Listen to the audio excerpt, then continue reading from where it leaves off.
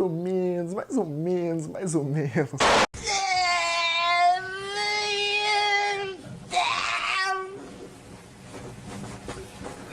Mais ou menos, mais ou menos, mais ou menos.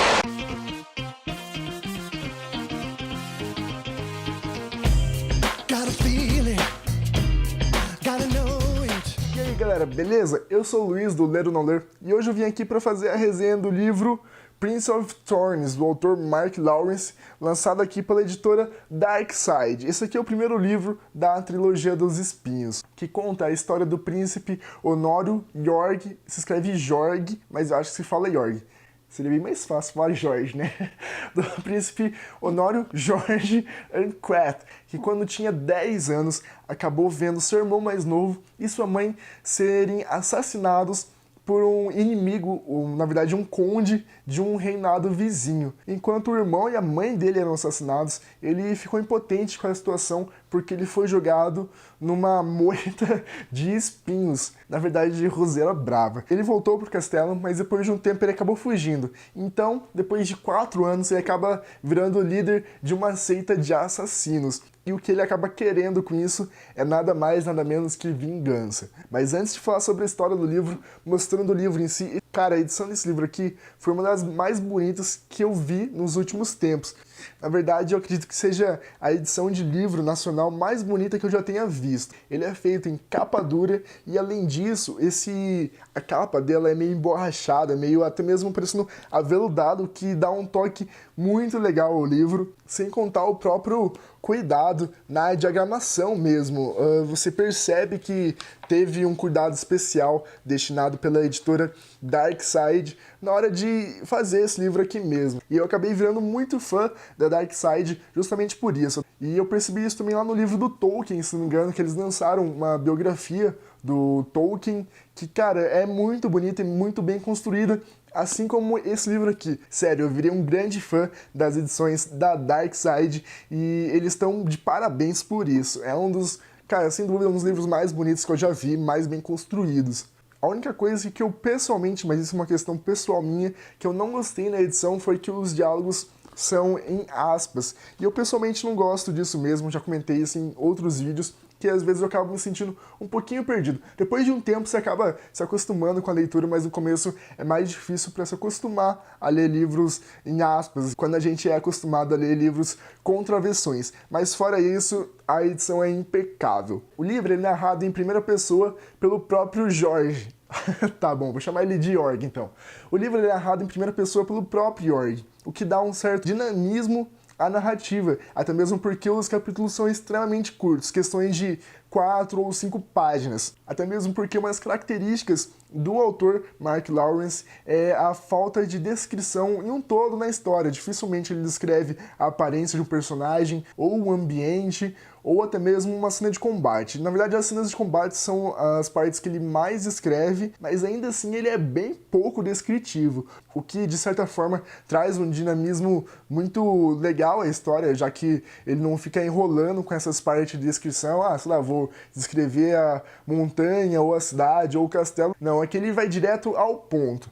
O que, por um lado, também acaba prejudicando um pouco a história. E eu senti bastante isso, principalmente com os personagens. O único personagem que é um pouco descrito, não é muito assim, é o próprio protagonista Jorg. Os outros personagens a gente não fica sabendo praticamente nada deles, até mesmo em relação à personalidade, à construção desses personagens. Enquanto o protagonista ele é extremamente bem construído, a gente fica sabendo vários pontos psicológicos desse protagonista. Dos outros personagens a gente acaba tendo só a entrada dos capítulos com uma frasezinha sobre cada um deles. Isso eu achei um tanto quanto, sei lá, ruim, não sei se foi a intenção do autor transmitir isso, porque a gente acaba ficando, justamente também por ser escrito em primeira pessoa, a gente acaba vendo só a perspectiva do Jorg, então a gente fica meio atado a somente a visão dele e acaba não sabendo os pormenores e tudo que rolou por trás dessa história que conta o livro Prince of Thorns. Em relação também a esse dinamismo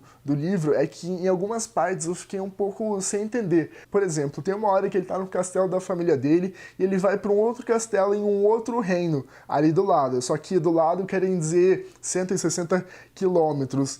E essa passagem de um castelo para o outro se dá em questão de uma página. Ele mal sai de um castelo, na outra página já está no portão do castelo vizinho. Então isso me deixou um pouco confuso durante várias passagens nessa obra, em que de uma hora para outra eu vi o cenário mudar completamente. Isso pode ser bom por um lado, porque ele traz um dinamismo muito bacana à história, inclusive enxugando várias páginas, porém, por outro, eu fiquei um pouco perdido em várias partes desse livro, e isso foi uma das questões que eu não curti muito a leitura. E isso acaba tornando até mesmo uma história bem pouco profunda. Eu vejo o pessoal dizendo que, nossa, esse livro foi um estouro, mas na verdade ele não tem nada demais. Primeiro porque a gente acaba tendo só a visão do protagonista da história, então a gente fica um pouco fechado a somente a opinião dele. Não que isso seja ruim, eu gosto de vários livros narrados em primeira pessoa, mas aqui você acaba percebendo que a história é um tanto quanto superficial.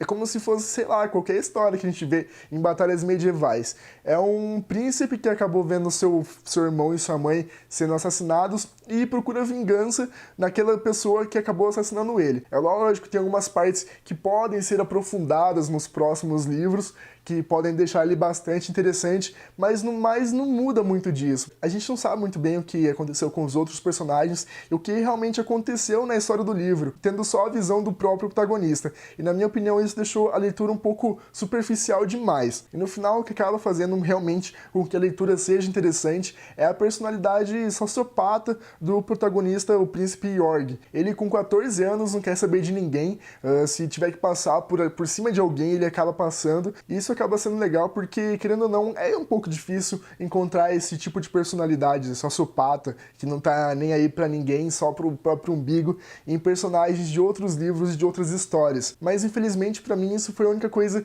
que fez com que eu achasse esse livro aqui interessante. Porque a história, ela é uma história normal, a narrativa, ela é bastante acelerada, isso é um ponto bacana, mas tem que tomar muito cuidado e prestar muita atenção enquanto você tá lendo. Não foram raras as vezes que eu tava lendo, aí sabe como você começa a viajar um pouquinho assim na leitura? Então, aconteceu isso algumas vezes durante a leitura desse livro e eu tive que voltar as 2, 3 páginas para entender o que estava acontecendo, porque já tinha mudado totalmente o rumo da história e eu estava perdido. Mas e aí, Luiz, ler ou não ler Prince of Thorns? A minha opinião é que se você gosta de histórias medievais, cara, vai fundo nesse livro aqui. É mais uma história para você ler, mas dessa vez de uma visão diferente, de um sociopata, de uma pessoa que só quer saber o bem dela e que tem relativamente poder e ela faz o que ela quer. Se ela precisa matar alguém da ordem dela, ela mata, passa por cima de quem ela quiser.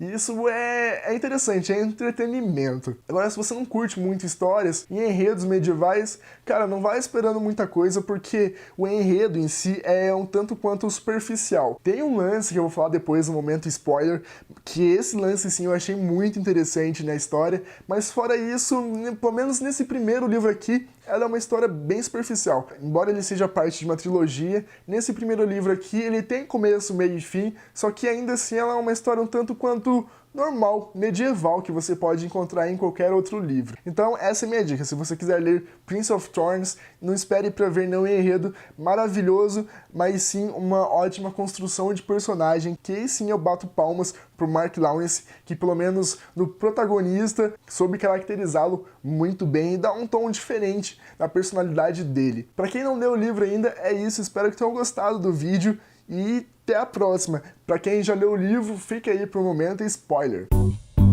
Momento spoiler.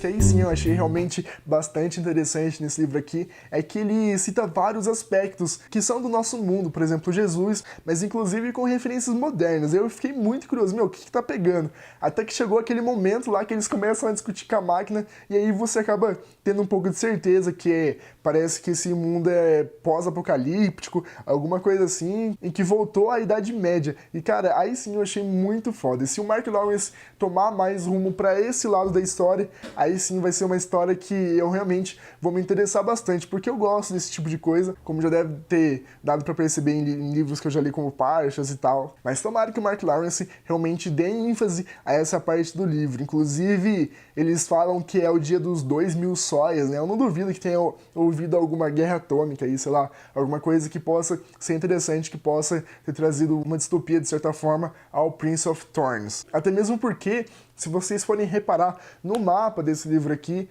na verdade não o mapa que vem nesse livro, mas eu pesquisei na internet um mapa maior, assim, mais completo, sei lá se é nas outras edições, mas é um mapa grandão. Ele é muito parecido com o mapa da França e da Europa. É claro que com algumas alterações de proporções e tudo mais, mas ele é muito parecido mesmo. E isso me deixou muito curioso, mais pra parte, sei lá, de ficção científica da história, do que pra parte de história medieval, que aí sim eu achei meio clichê, digamos assim. Mas é isso, galera, a leitura muito simples, mas até mesmo divertida de certa forma, pelo dinamismo da história contada pelo protagonista.